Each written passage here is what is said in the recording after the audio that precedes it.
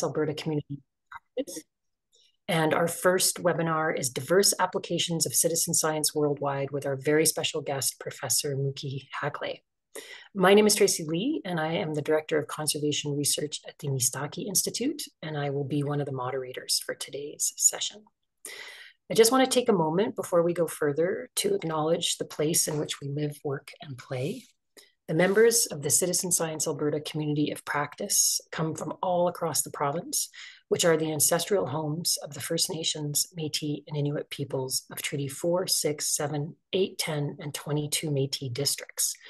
Indigenous peoples have met, gathered, hunted, and stewarded this lands long before the arrival of settlers, and we recognize that the relationship between Indigenous communities on the land continues to this day. Traditional knowledge and ways of knowing of Indigenous people are important, and we as a steering committee are committed to opportunities to combine Western science and traditional knowledge in our practices. I just want to talk a little bit about today's host. We are the Citizen Science Alberta Community of Practice. We like to call ourselves CitSci Alberta because that's a bit easier to roll off the tongue. And the purpose of this community of practice is to bring together individuals and organizations to really grow the field of citizen science in Alberta. We are committed to building capacity and tools, and I'm very excited to say at our upcoming workshop, we will be launching a collaboration hub, and we're super excited to share that with you guys. We also exist to try to enable the use of citizen science data. And what do we mean by that? What we mean is that what systems or things need to be in place that enable data collected by citizen science to be used in a meaningful way for its intended purpose. And we don't have all the answers to that, but it's something that we are exploring, and a lot of our webinars focus on trying to help us understand that. We are governed by a steering committee, and I'm not going to introduce the entire steering committee today. Here's a list of the names. If you're on today, maybe you could just take your video or show yourself on video and wave so that people can see who you are. And thanks so much for coming today. We're a pretty dedicated group of people that are passionate about citizen science, but we are always open to having more of us join. So if you're interested, please let us know. You can let us know in the chat, or you can reach out to us by email. So there's many different ways to stay abreast of what we are up to as a community of practice. We have social media, both Instagram and Facebook. You can follow us. We have a website, and that domain will be evolving into our collaboration hub. So stay tuned for that. And then, of course, you can email us at info@citscialberta.com. Okay, before we get into introducing today's presentation, we would just like to take this opportunity to do a quick poll so we can see who's here today. Catherine, our technical moderator for today's session, will be posting 2 poll questions for you to answer. Hopefully those come up in a minute.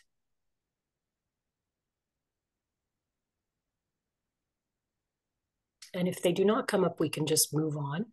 Shall I move? Oh, there we go. Not very patient, am I? All right, so Citizen Science Alberta poll. The first question is, what is your affiliation? And this is a multiple choice question. And the second question is, what is your primary area of focus? So you just click right on the screen. And then we will show you the results in a minute. And this is just helpful for our speaker, and it's helpful for us to keep track of who's attending and what type of program areas you're working in. I'll just mention that if you have a webinar topic or something in citizen science that you're interested in exploring or learning more about, you can again just reach out to us by email, or in the question and answer, you can put topics that you would be interested in learning more about.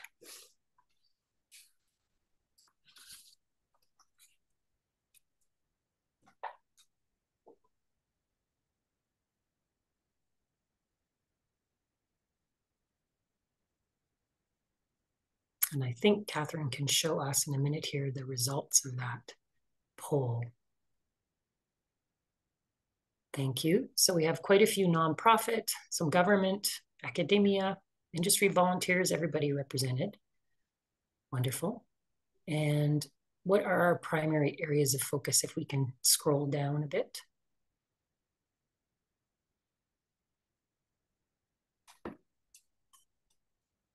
Oh, I have to do that myself. Sorry, everyone. A little slow on the uptake over here. Okay, climate, water, biodiversity, air, and other. This is great. I think, when we very first started the first time, it was mostly all biodiversity, if we recall the first few webinars. So we're getting a bit more of a diverse cross section. That's wonderful. Okay, thank you so much for entertaining us with that. We're just going to move on, and I'm going to remind you all that today's presentation is actually part of a webinar series. And if we could just change slides to be on the webinar series. And we're hoping that you all register for this. And the idea here is that we have these weekly webinars where we gain this wonderful knowledge from all these diverse topics that we're going to be hearing about in the next 4 weeks. And then that will accumulate in an in-person workshop October 30th in Edmonton, Alberta at the Bison Lodge. And that one's really going to focus on allowing you guys to network with each other and to talk about citizen science and policy and how we drive change. How does citizen science drive change? That's kind of one of our big questions that we're really interested in. So please register for these topics. There's a QR code there. I think Catherine's going to post the links in the question and answer. They're also on our website. And then just the next speaker is Lynn Smith, and she is from the Peavine Métis settlement, and she will be speaking about how to empower future stewards. So that's the next session, and hopefully you all have time to sign up for that. Okay, we're getting close to our keynote speaker here. So how today's going to work is we're going to have the presentation for about 40 minutes. We'll give Professor Haklay time to speak, and then we will have question and answer from participants. That will be moderated and facilitated by Zoe Wang from Environment and Protected Areas. And we just encourage you, it seems the chat isn't working, so sorry about that. So please put your questions in the question and answer, and Zoe will be tracking that, and she will be asking Professor Haklay those questions at the end of the presentation. All right, so without further ado, we would like to welcome Professor Muki Haklay from the University College London, or UCL. He's had a remarkable career in the field of citizen science with over 20 years of experience in participatory science activities. He is currently a professor of Geographic Information Science and co-director of Extreme Citizen Science Group at UCL. And I'm super interested to hear, when the first time I heard the word extreme citizen science, I was like, I want to be one of those extreme citizen scientists. What does that mean? How do I become one? So I kind of really hoping he has time to tell us the story about that today. He is also the co-founder of Mapping for Change, a social enterprise dedicated to the community mapping and citizen science. In addition, he is the citizen science team lead for Learning Planet Institute Paris, and he was awarded a fellow of the Academy of Social Sciences in 2021. We are extremely lucky to have his time today, and I'm really excited to hear what he has to say. And I think this is a wonderful first session for our webinar series. And hopefully you guys have lots of good questions later when he finishes his presentation. So without further ado, I will hand it over to Professor Haklay to begin his presentation. Thank you so much. Thank you very, very much for this introduction. And I hope that you hear me well. Please signal if there is any problem. What I'm going to do in the next 40 minutes is to tell you stories from Europe. So just kind of giving a little bit more background about me. I've been at UCL. I came to UCL to do my PhD in 1997 and continue and develop my career there. I came, during my PhD, I was researching public access to environmental information, and that's led naturally to participatory mapping because I needed to understand how people understand environmental information and what they're interested in, and later on it led to citizen science. I'm also the co-vice chair of the European Citizen Science Association, and that's provide me some of the background of what we're going to talk here. So what I'm going to cover in the next 40 minutes is the following things. I kind of will give you a bit of context so you understand where things emerge in Europe and why they emerged kind of around 2010, 2015. Then I'll provide you a range of European citizen science projects, show you the local project, the global project, different things that emerge from the support in Europe. Then recent development and support. I'll focus on the project that I'm currently carrying out in the training and cultural change support, because that's quite important in citizen science. And finally, I'll talk about future direction. So let's go. So let's start with the European context. And this is the picture of the European Environment Agency, which we will see have an important role. But I'll take you all the way back to 1998. And I can even take you back to 1992 to the Rio conference, where there was something called Principle 10, which led to what you see here, the Convention on Access to Information, Public Participation in Decision-Making, and Access to Justice in Environmental Matters. Doesn't matter exactly the background, which is also fascinating, but the point is that in Europe, since the late 1990s, there is a right for the public to access environmental information, to participate in decision-making, and to go to court if that doesn't happen. And that activity is supported not just by what you know as kind of Central Europe, but also it goes all the way to Central Asia. So countries like Georgia, Armenia, Kazakhstan, Uzbekistan are also signatory to this convention. And that convention is kind of talking about releasing environmental information to the public if the authority is holding it, in order to make them available or able to participate in different decision-making processes. So when it was 10 years to celebrating this Aarhus Convention, Jackie McGlade, the head of the European Environment Agency at the time, she actually said in the speech that marked this 10 years of the convention, that actually public authorities can't do everything. And often the best information come from those who are closest to it. So recognizing that it won't be just the information that coming from the authority that will provide the information, it will be also the information that comes from the ground, from different people, and she mentioned the quality of beaches.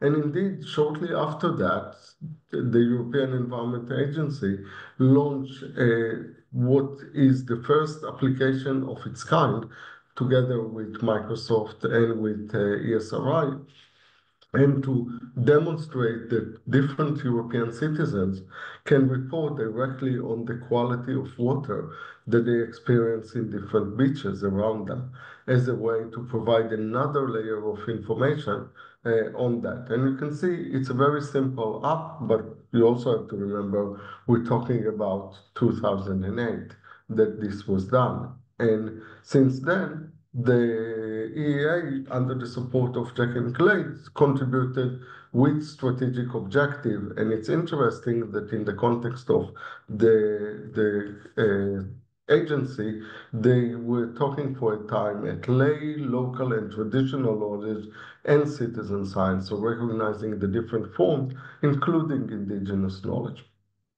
As a result, from the effort of Jackie and a project that was running in the UK, as was demonstrating that it's possible to engage million school children, something called Open Air Laboratory, there was a push to create an association that will promote citizen science in Europe, and that was the launch of it, which happened in 2013. A lot of reasons are, and if someone interested, we can talk later about it, but it wasn't based in Britain, it was based in Berlin, and Berlin is to this day the host of the European Citizen Science Association. But it was just launched in the Green Week by the European Union in 2013. And after that, there was the, as I said, early meeting, the launch during 2013. The association itself was established in 2014, and in 2016 there was the first conference, and ever since then the association is continued to develop, and in any assessment of the state of networks of citizen science globally and regionally, this is the strongest one. It's currently have over 20 members of staff, and it's participating in 26 European projects. So, and we'll learn about it more. And one of the early things that EXA has done, I'll use the term EXA, is to develop, for example, the 10 principles of citizen science, which gain a lot of popularity, and later on also develop something called the EXA characteristics of citizen science, a document that helps policymakers to decide what they want to see when they are calling something citizen science. So that's kind of background of how this thing started and the attention that was received to it. But then there was also attention from the funders of research and innovation. So in the European Union, there are very large-scale research programs with very big public investments. So the current one, Horizon Europe, include about 80 billion euro in investment on different projects. So what that leads to? So I'm using this schema as a way to explain that citizen science, whatever we want to call it, community science or other words, can be linked into different areas. There are the long-running citizen science project. So, for example, in that area, we have in Europe the biggest project arguably in the world. So remember, I mentioned the United Kingdom, and every year in the United Kingdom, at the end of January, there is an activity that is mostly linked to schools and to educating children to be interested in birds, and that's called the Big Garden Bird Watch. It's 1 hour looking out of the window. It's a structured survey where you can find detail about the birds that are likely in your area, but because it's in such a huge scale, so in usual year, it's about 500,000 participants. In 2021, because of the pandemic, we had million people participate. You can actually see real trends in birds population because of the scale. So it's kind of one of the cases in citizen science where quantity become quality. Or we have also very long-running projects such as bird ringing, which exist across the whole of Europe, and you see here the very detailed network. And because of the history of very dedicated bird watchers and people who are willing to go through the process of learning how to do ringing properly and how to not harm the birds and how to weigh them and all the rest of it, this is a very extensive and very active network that continue to operate even with all the digital tools and the eBirds and all the other things. And it provides both the baseline and detailed information from a lot of experts. And you can see that it leads to collaboration from museums from across Europe. And it's one of the interesting aspects. Technology and collaboration is helping in making it much better.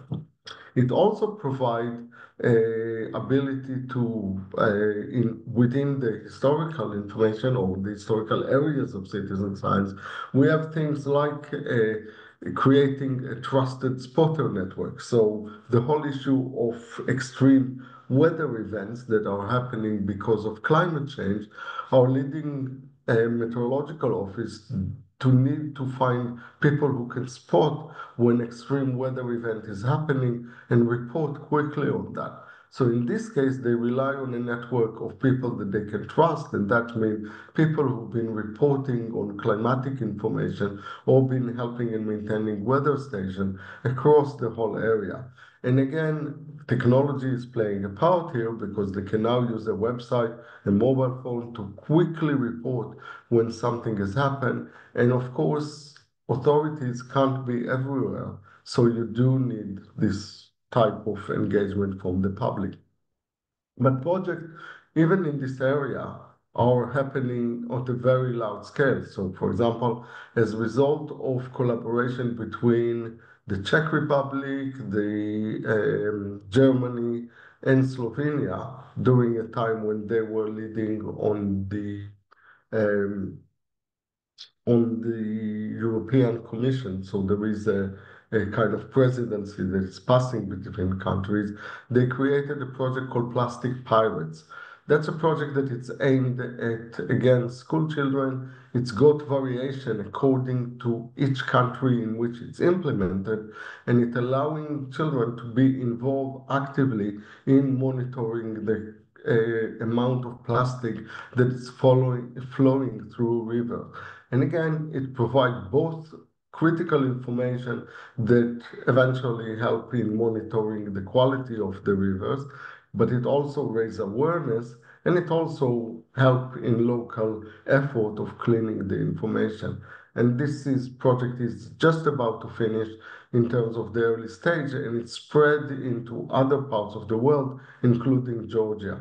And it's a really interesting way in which support from the top is changing the way that citizen science work and allowing it to scale up in different ways. So all those are kind of traditional cases and the type of things that we've seen for a very long time in citizen science, which is scientists decide on a problem, find a way to reach out to the public, ask them mostly to collect information or provide some data, and that's where it ends. And actually, importantly, that's very popular, and a lot of people do like to participate in that. But there is also citizen cyber science where you need computers and the internet in order to implement it. So, for example, Europe was very strong in supporting different online applications when you download software on your computer and then you can run it in while you are not using it. It's being used, for example, to help doing things in the area of bioscience, or there is a big project from Oxford University called climateprediction.net, or the Vodafone Foundation, which is a cellular company in Europe and Britain, supported the development of tools that allow this ability of distributed computing to run on people's phone. And that was even used during the COVID pandemic to also sequence and use computing power to help in the fight against COVID and identifying potential drugs. And other things that happen online are things like using online tools to allow the public to participate. So a project called Galaxy Zoo emerged at Oxford University in 2007-8, when a PhD student needed to classify thousands of galaxies, or actually hundreds of thousands of galaxies, in order to get into statistical numbers that can really work with the statistics that needed. And after 50,000 images, he couldn't do it anymore. He felt that it's hopeless, but then developed a website where people could contribute and help in classification, including, for example, a Dutch school teacher who got interested in the project and even identified a new type of celestial object that is now called after her. So that system evolved into something called Zooniverse, which is currently running in both Chicago and Oxford. But a lot of the activities are happening in the United States. But it's a website with dozens of citizen science projects, and it's doing things in a really interesting and important way. Another example is in the humanities, where you use the capacity of people. That's why it's called volunteer thinking. You use their cognitive capacity.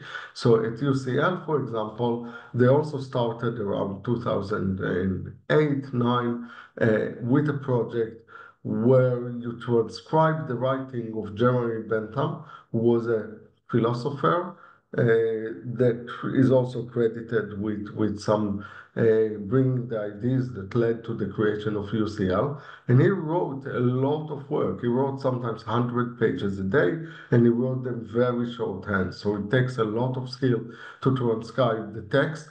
And that was an effort done in the university, but then they opened it up to the public, and it was interesting to discover that a lot of the participants in this project, which is not an easy one, were women in different levels, and they contribute significantly to the contribution. And now every time there is a new edition of the writing of Jeremy Bentham, they are published with the names of all the people who done the transcription. So they are getting full recognition. Another example that shows this kind of familiarity with citizen science and the growth of it is the Zoe application, which during the COVID pandemic, although it was developed originally for nutrition, the person behind it, who is from King's College London, identified the opportunity to start asking people to report about the symptoms. And importantly, there was a space there to report even things that are not just from the selection of sneezing, headache, temperature, and other things. And the Zoe app is, for example, credited with the identification that there is a strong loss of smell and taste as a result of COVID. And as the graph shows, it was also very good in helping the prediction of the development of the pandemic, because during the pandemic, about 4 million people in the UK and in the US were contributing regularly to it. So it was a very helpful way of doing that. Other countries also done it in this way, but this was both on scale and on speed in which it was released, and the engagement of people was very impressive. And other things that happen in European communities is that, especially in Germany, there is a very strong open source community, people who are developing open source software and developing open source tools. So there is a whole area in citizen science of open source technology. And in this case, it's developing of air quality sensors where you can find all the details of the website, and then you go and you plug it on the internet, and then you can share the information on the website, which provide the infrastructure to share all the information and to store it. And it leads to a large scale ability to monitor and for interest in this area. And this website is open to anyone from anywhere in the world. So you can see, if you go to sensor.community, you'll find as examples also in Canada. So the last example, the last area of example is what we would call community science in the original sense of it, that it's more guided and led by the community.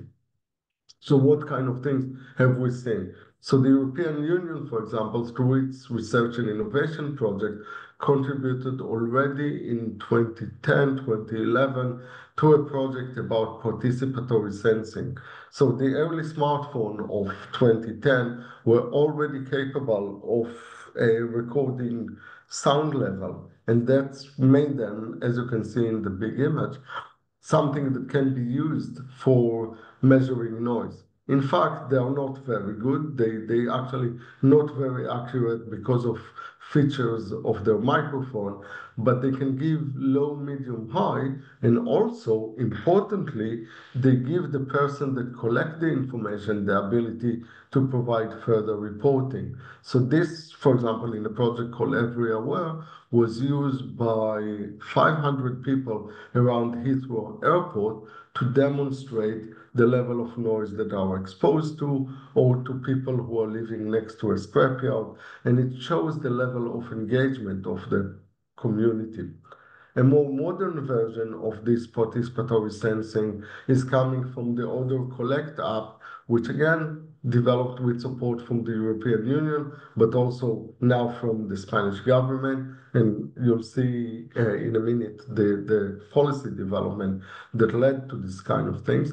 And Odor Collect is about smell nuisance. So say restaurants where they are not managing well with the way that the fumes are getting out of the restaurant, so it's very smelly, or there might be some factory in the area that creates all kind of smell nuisance. So that allows people to go around the neighborhood and start reporting both on positive and negative smells, but that's something that it's really difficult to do without crowdsourcing and without community engagement. Another area that developed quite well in Europe, although it evolved originally in the United States, was the whole area of DIY science and what's called the bio lab or a hack space where people coming together and doing different experiments that are involving DNA. And that can be actually sometimes very helpful if you want to know what exactly going on in the meat that you are eating. So in Europe, there was a bit of a scandal a few years ago when some manufacturers were mixing horse meat with beef. And of course, with appropriate analysis, you can identify these things. But people also doing other type of analysis and experiment. It requires a very high level of knowledge about uh, what you're doing and also to follow the guidelines of using a lab because some of the material can be toxic. But in lots of places where especially there is already biotechnology companies and people from the university, sometimes they are joining in the evening to this biohacking space in order to explore things that they can't do during their work time. And also involve people who usually will be outside the system of doing this type of things. There is also a phenomena of a self-quantification. Again, it's a global phenomena, but there are examples in Europe, like, for example, Sarah Rigare, who is from Sweden, and she's having um, Parkinson's disease that was diagnosed in 1984. And ever since, she kind of, sorry, she was diagnosed in 2024, but she was decided to combine the experience and kind of continuously manage her condition by quantifying very meticulously the influence of different drugs on her or the way that she herself react and her specific condition. And part of this story is that she's pointing out that she got 1 hour a year with the neurologist against 8,765, where she needs to manage her situation. So she's involved in the process, and she even wrote a PhD thesis on her own experiment, which interestingly experienced some problems in Sweden around the fact that she didn't have ethical approval because it was experiments on herself. So it took some issues to deal with the ethics on citizen science, which first, there are very strict rules in Europe around personal data and other things, but some of the also tradition are quite based or conservative, and some aspect of citizen science have difficulties of getting through the system. So I'm kind of telling you about both the positive, but also there are different challenges. What is interesting also is that through this effort of the European Union, we also have investment in across the academic disciplines. So not just within the natural sciences or within environmental sciences, but also in social sciences. So there was a project called UCount, finished just a few years ago, and was involving youth groups in becoming co-researchers and address social issues and report on them and analyze them in many ways. There is also at UCL the Citizen Science Academy, which is a body that provide training for people who are out of employment and increase their ability while also involving them in local citizen science project. And that's a very effective model that local authorities in London are appreciating. The work is also supported by a body that is funding frontier research or kind of cutting edge research, the European Research Council, or the funders in the UK in the Engineering and Physical Science Council, sorry, Engineering and Physical Science Research Council, if I give it its full name. And this is an example of project that my research group has done, and it's kind of supporting this concept of extreme citizen science, which I'll explain in a second. And that's developing a data collection tool that can be co-designed in the field together with people who don't read and write. And it's been used by 20 communities with different groups of hunter-gatherer societies across the world, from Brazil to Cameroon and to other parts of the Congo Basin, and even was a starting of work in India. And what it allowed people is to do their own, even in cases, their own graphic design of what they would like to collect. And there is a whole process in which the anthropologists or the researcher that doing the field work is discussing with the community and establishing a free and prior informed consent process where they agree what data will be collected, then also who it will be shared with. And then this information is being set on the phone. So here's the example of what the people in Cameroon wanted to collect. And then they collect it. And sometimes this information can be used with logging company to define places where they want access, and for other purposes, including dealing with illegal poaching. And one of the recent projects that I really like is called ISALA. And ISALA is also funded by this top funder in Europe, the European Research Council. And it's dealing with the problem of vaginal microbiome, where there wasn't study about it before. And the researchers who was studying, Sarah Le I won't mix her name, but the professor who was behind it from the University of Antwerp was getting into the concept that actually it can be very effective and release for her a lot of the funding if she won't follow the usual clinical research protocol, but actually ask the participant to take the sample themselves.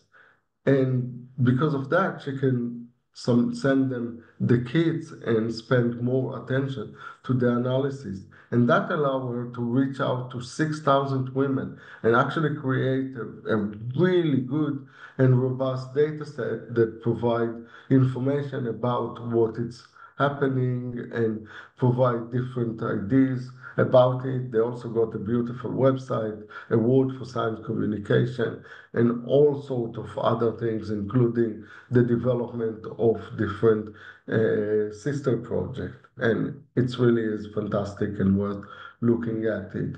So that's also a transition in which top researchers are selecting to use citizen science because they now feel that there is enough support, they heard about it in the news, and they understand that you can use it in new ways.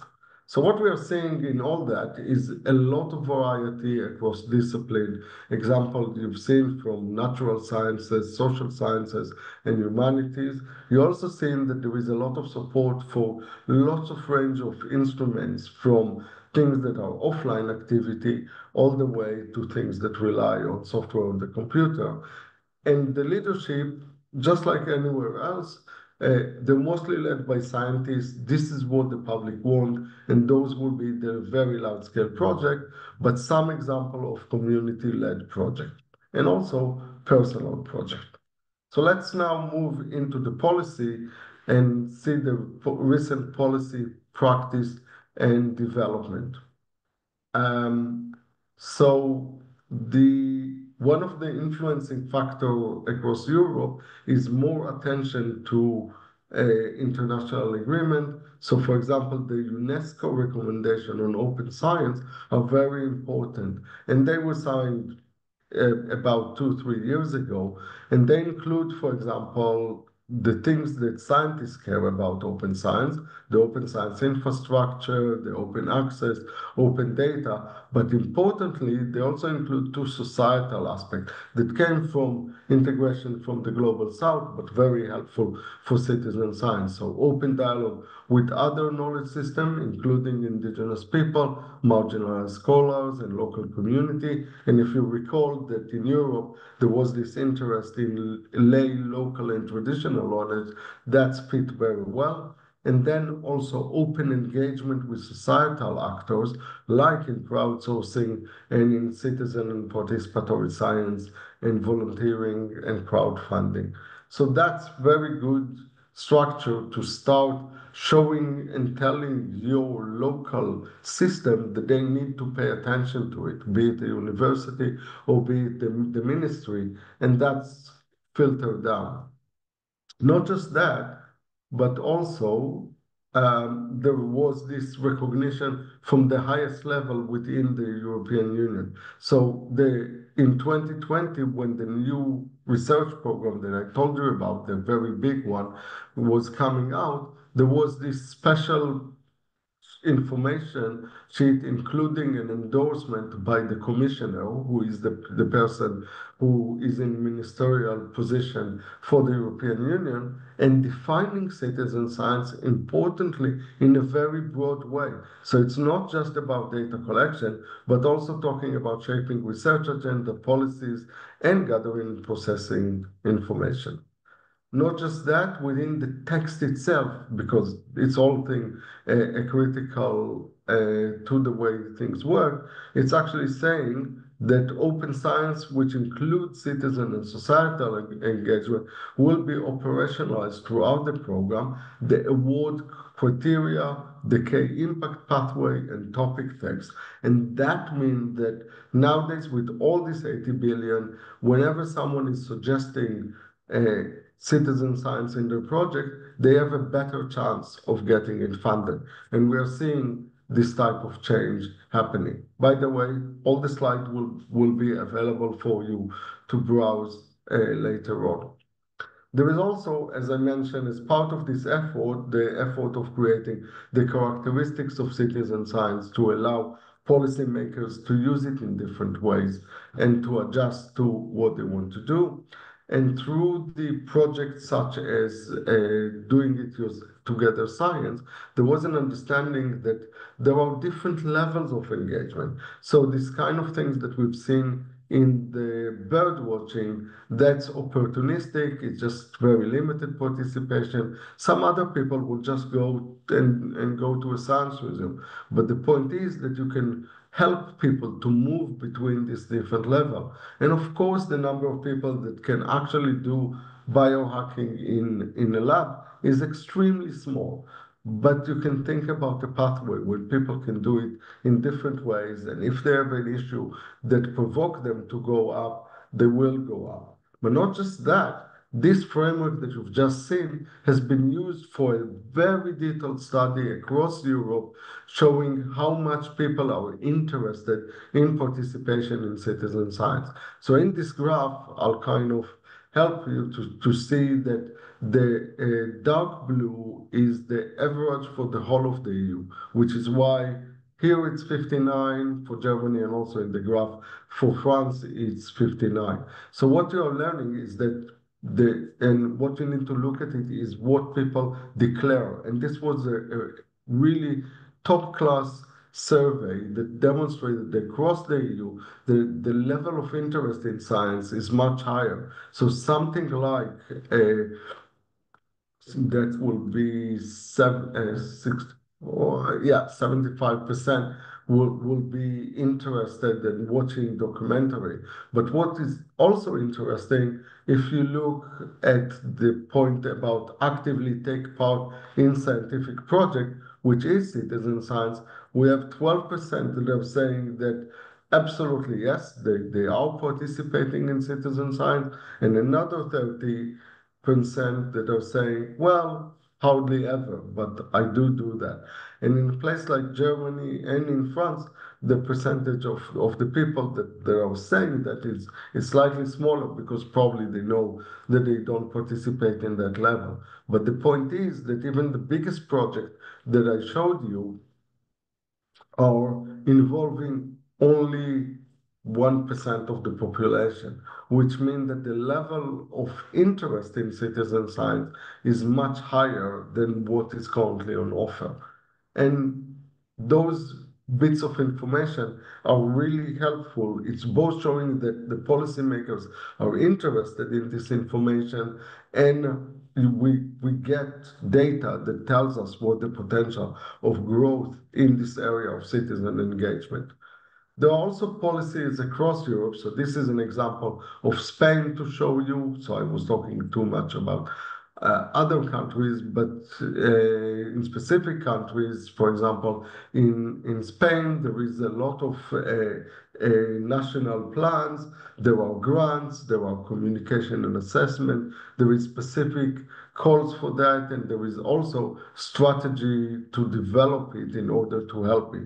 And you see it in big growth of the number of citizen science activity in Spain. Another example is Germany, where the researchers themselves developed a strategy between 2016 to lead them to 2020, but then they develop another one for 2030, and they continue to develop it nationally with 94 action recommendations that came from the community and covering everything from what practitioners need to do to funding bodies, and there is continuing dialogue with that. But the place that in Europe that demonstrate the best example of integration of citizen science is Austria, where there is, say, a program called Sparkling Science that links schools, universities, and NGOs to carry out citizen science with good funding, about 300,000 euros, or a top citizen science project that allow research project to get additional funding in order to add citizen science, or the national platform. So Austria was the first country to create a national platform that include detail about different activities of citizen science. And that's even led to creating a quality criteria for citizen science, which got international influence. And because of these kind of things that happening in different states, in 2021 to 2023, we had an activity, but by all member states. So although 11 just participated out of the 27, 28 at the time, those countries were interested in learning from each other and creating better system to support citizen science. And it was a year-long process. You see one of the workshops, this one is from Hungary, and there was site visits and thinking about how you implement issues around policy, and that led to major changes. So, for example, there was a funding program in Romania, there was a federal network was created in Belgium, there was different activities between policymakers and funders understand much more. Netherlands was not part of the network, but took the lessons from the network and implement them. And in France, for example, there was a call for a new citizen science project with investment of 100,000 euros in each one of them. And there will be about 15 projects that will be implemented in the coming year. So all that is also influencing the way that researchers are being trained. So Europe created what's called the competency framework for researchers, of what the researchers are expected to be trained and what they are expected to know. And they created managing research tools, which include promote citizen science. And you can see here that we expect basically that all PhD students in Europe, at least we have foundational knowledge, because without it, they won't be able to understand what it means to be a researcher. Now, this is policy tool that really influence institutions. So when you look at bottom-up institutions, you see slow evolution of university and research organizations where they say start from very few projects happening in different parts of the organization, the halfway when there is champions and there is actually opportunity to use all this funding that it's emerging. And now we are starting to see in different universities around Europe an office of citizen science. So funding a coordinator that work on this area. the more policy push, it still continues. So the UNESCO recommendation are developing an open science toolkit. The OECD, which Canada is a participant of, is developing a specific and learning from the European experience on how to support citizen science through science offices and science funding.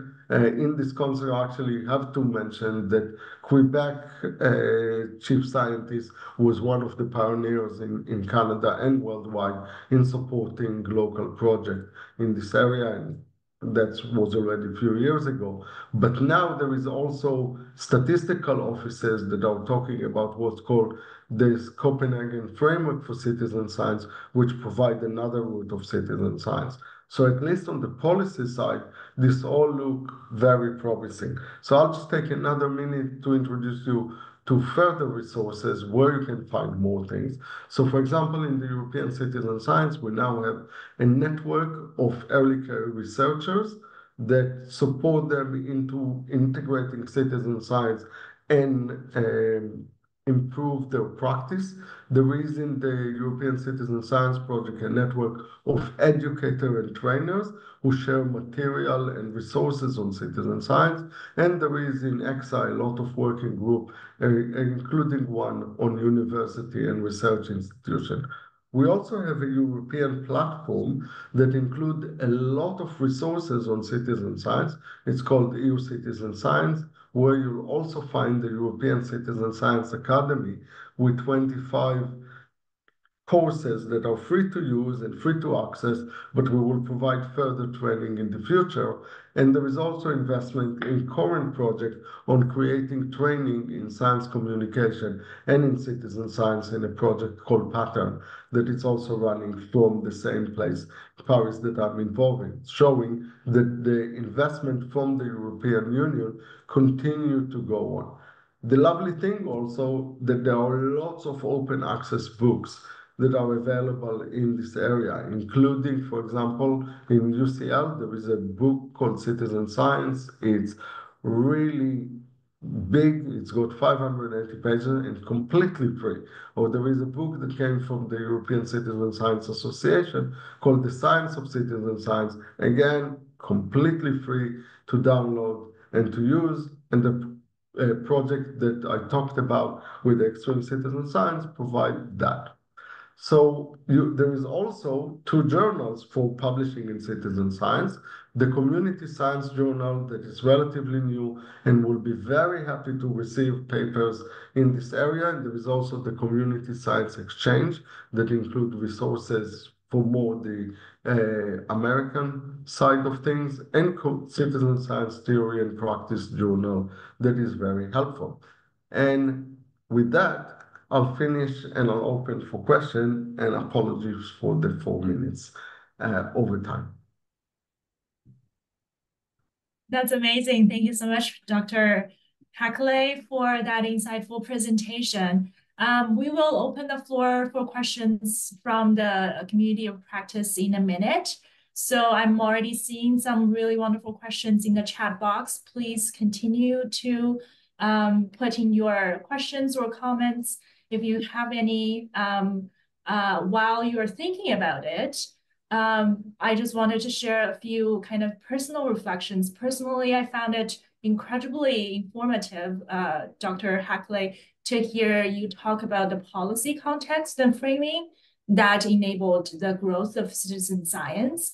I think that provides a really great foundation for when we hear and discuss specific citizen science projects in Alberta in our upcoming webinars in this series. So, for example, when you talked about the EU policy framing for citizen science, not just about data collection, but also shaping research agendas and policies, processing, analyzing data. I think a lot of people, when they talk about citizen science, where they go to first is data collection, right? And so I think that is very, for me, it's very helpful to hear. The other thing really inspiring for me to hear is the recognition of value and momentum of developing community of practice and engaging in partnerships. I think that towards the end of widen and deepening knowledge base, and how inclusive that is in lay, local, and traditional knowledge, knowing that we have a tremendous knowledge base within a lot of our indigenous peoples and local stakeholders. So I think we want to start off with a question from our steering committee first. Professor Haklay, how is your work driving change? I would say that it's done in different ways. So if in my early days I was involved in community type project and kind of thinking about something that sometimes we even call it the futility of citizen science. So you can think about the word futility, but with bracket around the F. So it's both futility and utility. You and your community know that Heathrow Airport is a very big beast, and you won't be able just to collect few noise sample and change the equation. But what you can do is to demonstrate the issues and to demonstrate that there are aspects that they need to carry out. And actually, sometimes it does lead to changes. So in work that we've done around the scrapyard, with the level of noise, the local authority brought their own acoustic monitoring and changed the regulation of the scrapyard. With the work with the hunter-gatherer communities, one of our PhD students demonstrated to change the social standing of the hunter-gatherers with the eco-guard in the area. But I would say that a lot of my work more recently is through the policy area, and something maybe subtle to point out. I've started actually with example from the environmental policy, which are exposed to citizen science naturally because of the link to ecology and biodiversity, exactly like your network. And you've seen how it streamed towards the end of the presentation into research and innovation policy, and then into the culture change of how to change the practice of researchers themselves. So by the time we were talking about research competencies and the training of PhD students, that means that we're changing the culture of scientists in different ways. And it's really interesting. First of all, the opportunity, it's nothing to do with myself. It's to do with the whole movement of people around citizen science and open science that identify the opportunity and continuously coming together to deal with that. And we are in disadvantage compared to other scientific communities in terms of the attention that they get and the resources that they have. So the people in computational science have way more resources than us to get engaged. And it's really fantastic that we are managing to contribute to the UNESCO recommendation. Yes, we're doing it a lot through volunteering and free time, but you do see the changes, and that's actually open up the opportunities for other people, especially for early career researchers, to join in and start seeing the development. And then you see projects like ISALA, and you realize that the change is happening now at different level of science. That's amazing. Thank you so That's much a for sharing. longish answer, sorry. No, don't apologize. This is very rich. Thank you so much for sharing. We will open the floor to questions from the community of practice. I've seen a lot of great questions coming in, and keep them coming. We will start with a question from Tracy. How do we close the gap between the public's interest in citizen science versus number of people participating? Based on the public engagement survey slide you showed with Germany and France. So again, getting into the culture change, that a lot of it is based on the fact that it's the scientists who don't want to do science in many ways. And it makes sense for them because it's really radically different. Every time I'm teaching, including just yesterday to to a group of PhD students in cancer research, you see how different it is from the general practices of science. So science has been industrialized, it's follow very structured process, and citizen science and crowdsourcing require a different way of working, different level of uncertainty.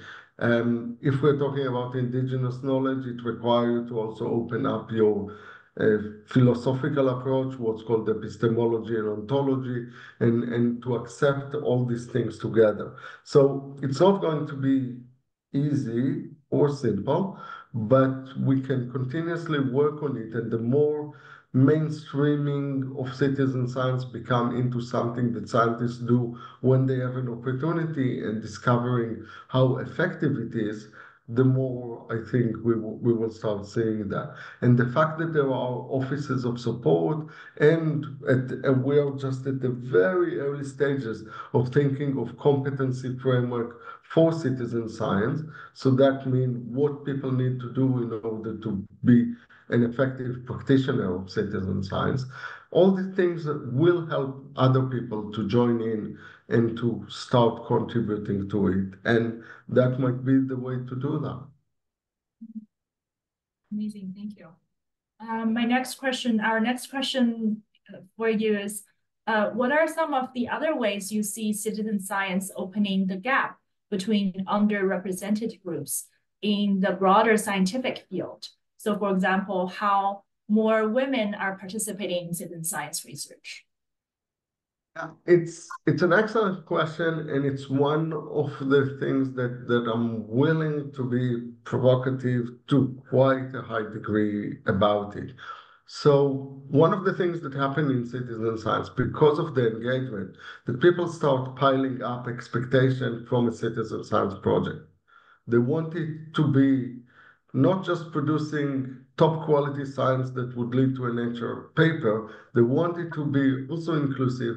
Also, they want it to represent underrepresented group.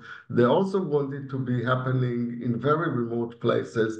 And they want it to give payback to the participant. And I can continue and throw things on top of it. And you can see very quickly that that's just impossible. And what it is that every citizen science project is a compromise. And you need to kind of think what it is designed for. Now, projects need to be designed for inclusion. So there is an interesting project of Karen Cooper, it's called Ideal, where she's looking at this type of large-scale project and how to engage it. But it's also kind of remembering the different project will reach different population, and it's fine to reach different people. Also, very, very importantly for me is the journey of the researchers that engage in citizen science. So if we want citizen science to be adopted by many more researchers, if you go to a researchers and you'll follow the list that I've just said a minute ago, what will happen is they'll say, sorry, I can't do that. But if you say that, you know what, you've got data set, put it on the universe, give people to classify it. You don't need to know who it is, just let them classify it and see how it works for you. And then they've done something, it's a contributory project, it's very well contained, they know what they're doing, but someone from the 1,000 people that done the work is sending an email. And suddenly the scientists see that it's really intelligent question and they haven't thought about it. And they're starting the journey towards co-creation or towards a more integrated one. And also finally, I really pointed out this big garden birdwatch. A lot of people have a life. They don't want to spend all their time on citizen science. They are very happy to help scientists for 1 hour a year, and then they want to continue to do other things. And we have to also respect that. But we also need to figure out how we reach out. So the answer, as you can see, is a complex one. There are misogynistic projects, there are sexist projects, absolutely. Some project, like I follow the OpenStreetMap project, where it was 97% men, and the reason for that is because it had toxic behavior on their email list with attacks of each other, and that was really not welcoming to anyone. But at the same time, So that those kind of things shouldn't be designed in, but at the same time, don't beat yourself if you can't do all of it all at once. Mhm. Yeah, no, that's a very live topic for our group as well in just paying more attention to kind of the level of participation at which level that you are inviting people's involvement in, right? And whether it's at the design stage or in the data collection or analysis and reporting. And so knowing that citizen science offers multiple entry points to engage with people, that I think is an important one. Next question for you, Dr. Haklay. That's also a very live question for my team, is about scale and mismatch. How can we effectively bridge the perceived gap, whether it's perceived or real gap, between local expertise and the information required for making policy and management decisions at regional, national, or global levels?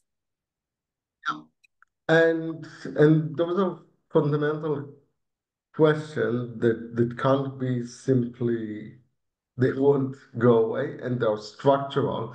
And a lot of them also link to power, which also explain part of the reason why scientists are finding citizen science difficult, because it sometimes challenges expertise. And just like any other public engagement, it requires a whole set of processes that will allow to open up the scope and to allow the negotiation of different aspects. So it's very important. If we look, like I'll take the example of just the part of indigenous knowledge, which biologists call traditional ecological knowledge. That part, the beginning of talking about it was in the 1980s, and only recently, kind of only a few years ago, in IPBES, it's included, and even there it's kind of structured, and you can tell that the researchers still don't know how to integrate it. And the reason is it's challenging. It's again, I'll use the philosophical word, the epistemology and ontology of the data, the worldview behind the data and how the data is being collected is not in the same way that scientists find it easy to understand.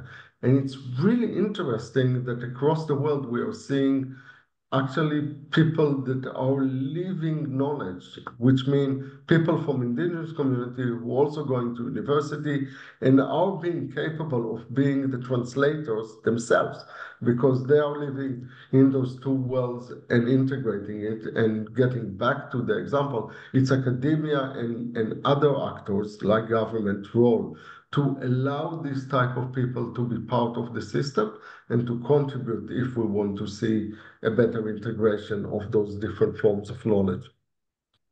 Mm-hmm. Thanks so much.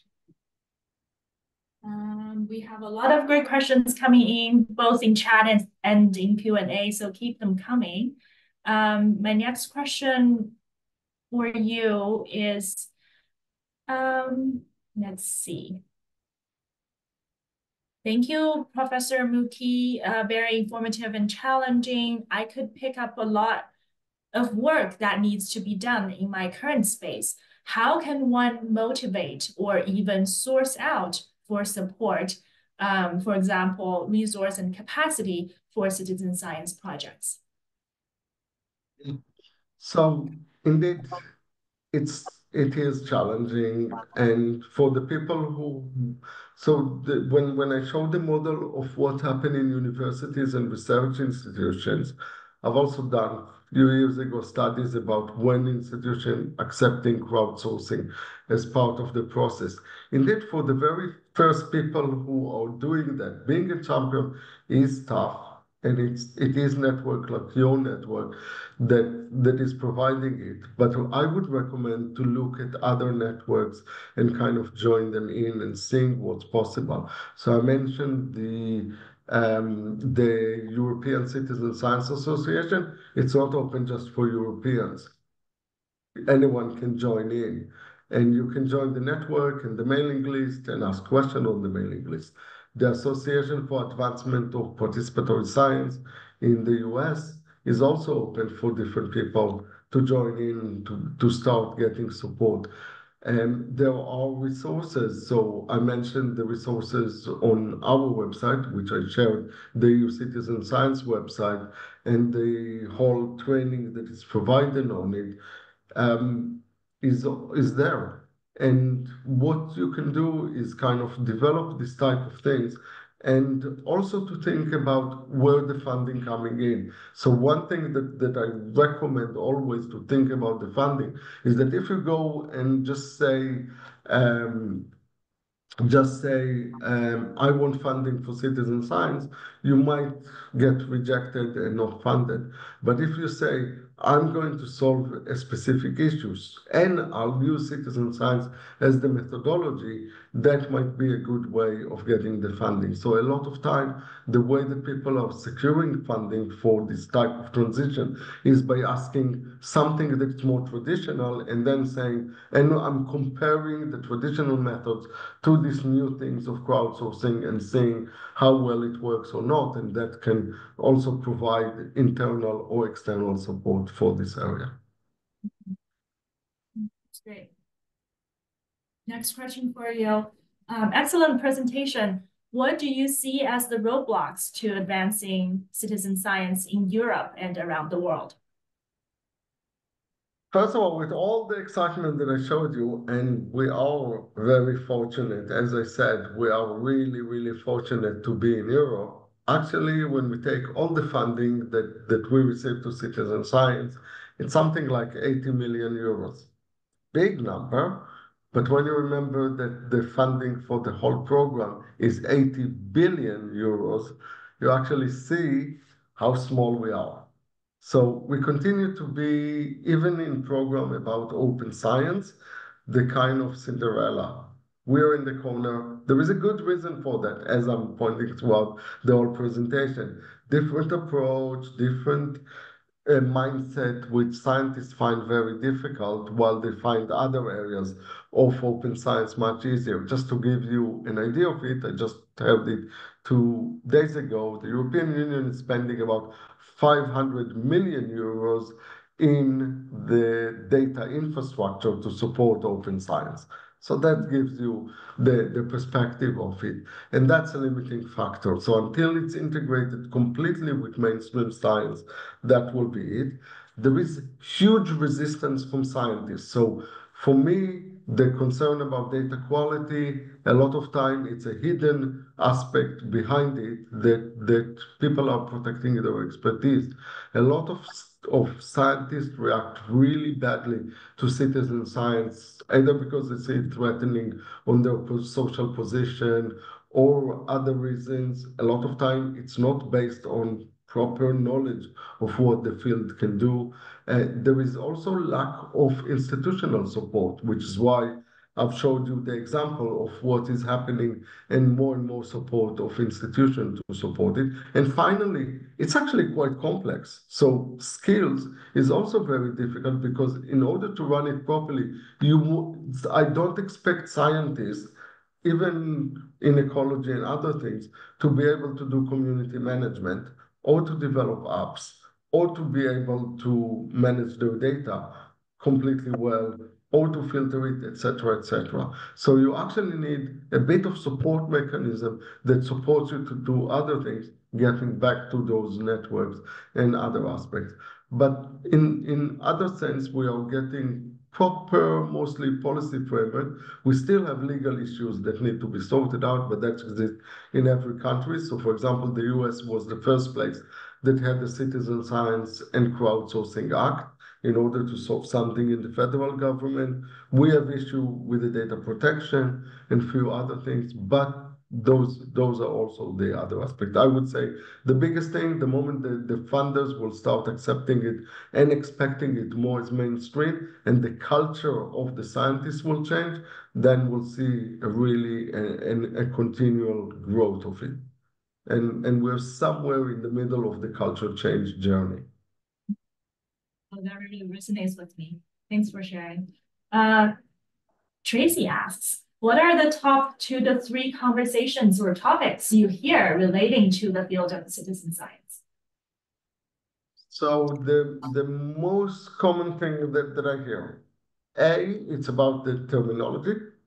So there was always discussion about the citizen and citizen science, and is it citizen science or citizen research or participatory research or community research or other things. So people spend quite a big time on terminology, and that's always interesting and engaging to think what it means. But I think that's also come because it's capturing so many activities and so many issues that it's very common to hear about it.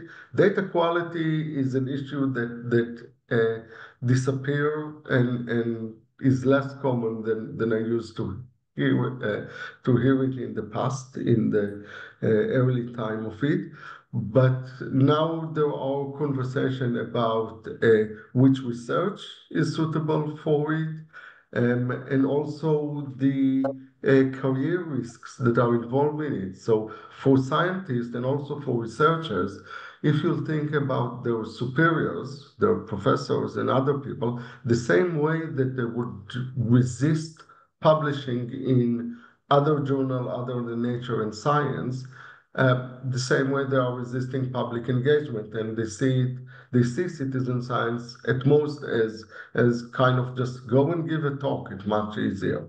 They don't see it as a radical change for the research. And then there is the question about the skills. What is also interesting is really regular discussion from scientists. So, for example, just 2 days ago, I was suggesting in a panel that scientists can do part of the peer review, and that was absolutely no. They would never have the expertise or the knowledge to do that. And actually, you think, but if I ask them about their own area, that's obviously something that we need to do. So those kind of questions. Cool. Wonderful. Next question. What is the extreme citizen science group? Okay, so I'll start like the simple and honest answer is because we needed a name that will work with a program called Challenging Engineering. And we tried to get funding for citizen science before that. And if we would call it what it is, which is radical citizen science, we would not get the funding. So we called it extreme.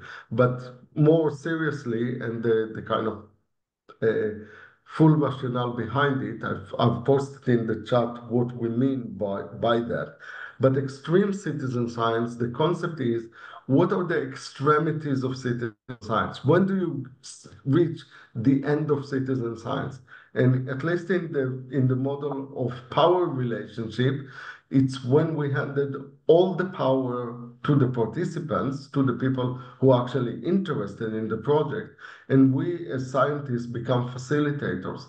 We are not there to ask the research question. We are there to improve the methodology if someone asks us, but we are not going to dictate what will happen with the data and also what will happen with the solution.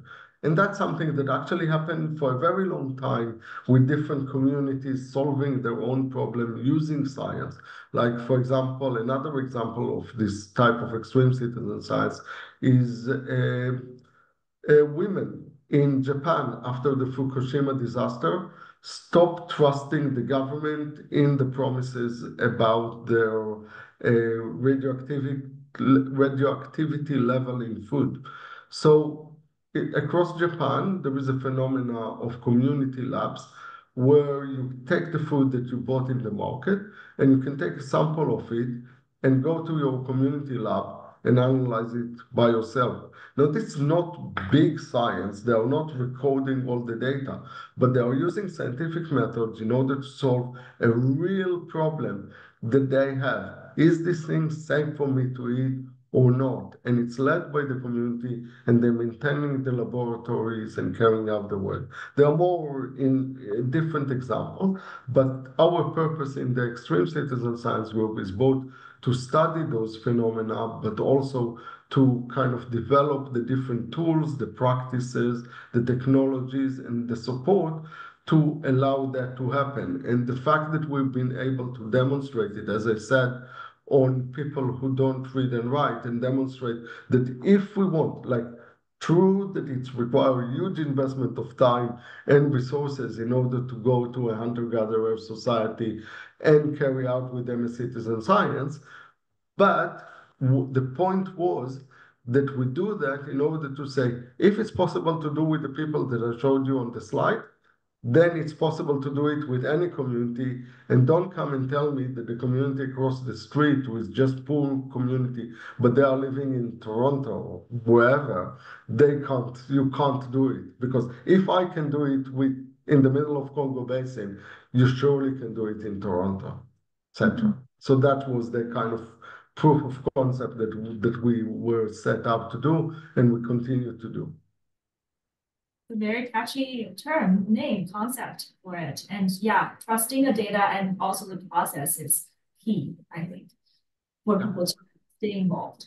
A question from Stephanie. What would you say are the greatest impacts to participants engaging in citizen science? And do you find researchers are effectively communicating these benefits to inspire participation? So then I go again. It's really important to know that for a lot of people, they just want to help a bit scientists and then go on with their life. Okay? So you want to do an activity like the example of the Big Garden Bird Watch is really helpful. It's 2021, you are in a lockdown, there is the pandemic, there is great, there is an hour of the Saturday that I can put the children in front of the window to do something, and I don't need to worry about it. That's actually something that was helpful, and that's why we reached 1 million people in 2021. And the same things in other cases. So we have to remember that all the time and not try to kind of force people. It's a bit like forcing people to cross the street just because we want to do a good deed. But in terms of the impacts, we have seen fantastic impact for the people as you engage more. And that's really important for especially with marginalized groups. You can really change life in many, many ways. So I mentioned in the social science, the UCL Citizen Science Academy. I'll try to put a link to you, or can share links to resources.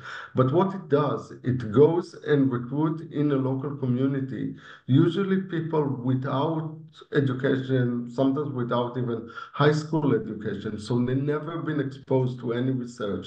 They go to a training program where they learn the principle of research and what it means to be a citizen scientist. They then go and collect the data, and then they also do the analysis. But importantly, at the end of the process, they get a certificate saying, you develop all these skills. So you can now do different things with these skills. You now know how to do a presentation. You now know how to talk in public. You know how to do other things. And that's already been shown to some of these people been integrated into their local authorities, and they'll bring with them the lived experience of being part of the community, or in other jobs like that, or in one of the early projects that I had, and that was, I didn't try to evaluate, but I discovered it later, that one of the women that been involved, who's been at home for disability and other reasons, actually carried out with us a whole activity with the community of noise mapping. Then she went on to present it to the community, and she said, it was maybe half a year later, she came to me and said, actually, out of this, I got the confidence to become a legal secretary and find a job. So the changes are very different from different communities, but those are just some anecdote and some kind of more structural examples of what this thing can do. And one of the things that it's interesting, in Europe, there are also really good evaluation projects about citizen science. The Center for Social Innovation in Zurich, ZSI, is doing absolutely amazing work on evaluation, and you can find all this information to the degree that recent evaluation of open science said that citizen science is almost the only area that is providing proper evaluation of changes. That's amazing to hear. I definitely look forward to looking to some of that resources, the evaluation programs that you mentioned. Thank you so much for sharing. We are fast approaching the end of our session here. It's a very fantastic session today. I want to extend a heartfelt thank you to you, our guest speaker, Professor Haklay, for sharing your expertise on citizen science in Europe and tackling many of our wonderful questions. I also want to thank each of you for being here and participating. Your engagement and questions made this an amazing experience, and we appreciate your contributions. So as Tracy mentioned in the beginning, today is the first session in the webinar series. I encourage you all to check out and sign up for the upcoming sessions. So our next webinar next week is with Lynn Smith from Peavine Métis Settlement. She is going to talk about empowering future. We also have an in-person workshop coming up at the Bison Lodge in Edmonton, October the 30th. So if you haven't already, please follow the QR code for registration. We would love to see you there. I think it's going to be a great opportunity for people to meet in person and in network, and also to talk about citizen science and how it's driving change. Until then, I think we are good to wrap up today. I also want to give a shout out to the amazing steering committee who is working very hard on the background to pull this together. And yeah, I would want to wish you a great rest of your day, and thank you for joining us again.